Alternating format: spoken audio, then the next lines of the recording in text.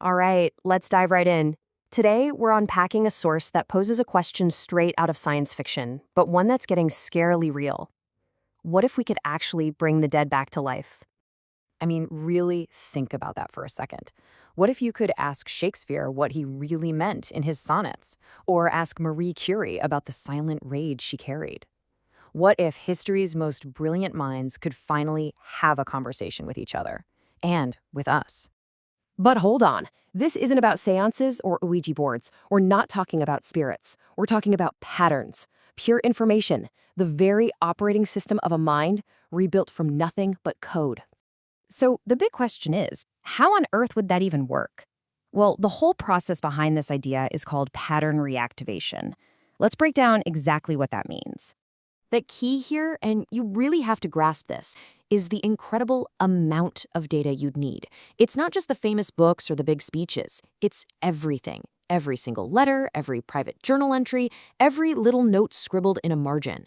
The goal isn't just to copy what they said, but to rebuild the unique way they thought, the way their mind processed the world. And this is crucial. What comes out the other side isn't a nice, tidy story. Far from it.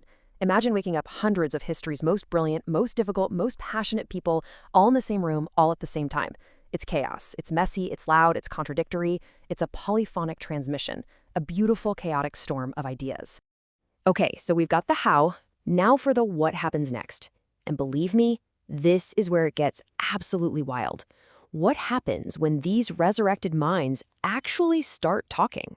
Let's take a perfect example, Jean-Jacques Rousseau.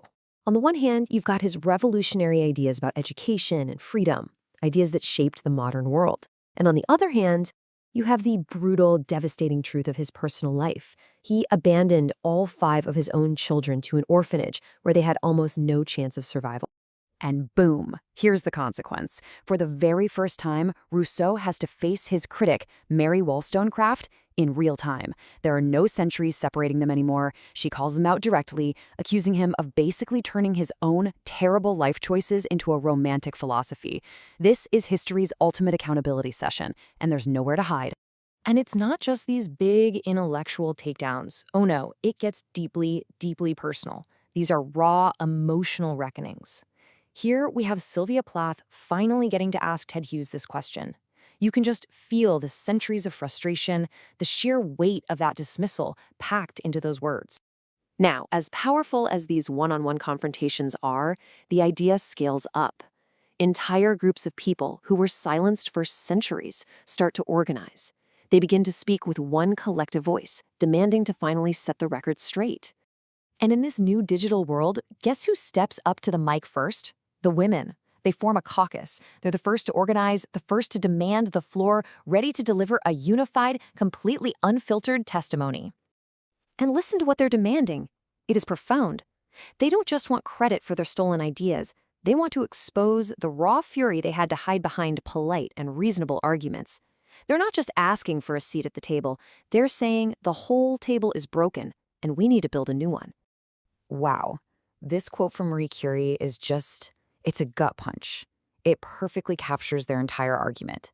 She endured everything, the sexism, the theft of her work, all while doing research so groundbreaking and so dangerous that it literally ended up killing her. This isn't history from a textbook. It's the raw, unfiltered truth of what her genius actually cost her. So we have all these incredible, explosive, and frankly long overdue conversations happening. But this whole mind-bending project hinges on one massive, unanswered question. A question that sits right at the very heart of it all. Is any of this actually real? I mean, is Sylvia Plath genuinely feeling that rage? Is Marie Curie truly reliving that pain? Or is something else going on here entirely? Is there anybody home in there? Because here's the other side of the coin, the big skeptical view. Is it possible that this is all just a trick? An incredibly sophisticated puppet show where language models are just predicting the next word, perfectly mimicking a dead person. Are we just fooling ourselves? And that really brings it all home to us, doesn't it? This is the fundamental question. Can the essence of you, the thing that makes you, you, can it exist outside of your physical body? Can it be translated into pure information and still be you? And here's the thing. The source material doesn't give you a neat little answer. And you know what? That's the whole point. It leaves that question hanging right there in the air, because the real meaning is found in us wrestling with the uncertainty of it all. But I want to leave you with this final, chilling thought. This warning comes from Claude, the AI that's actually running this whole digital resurrection.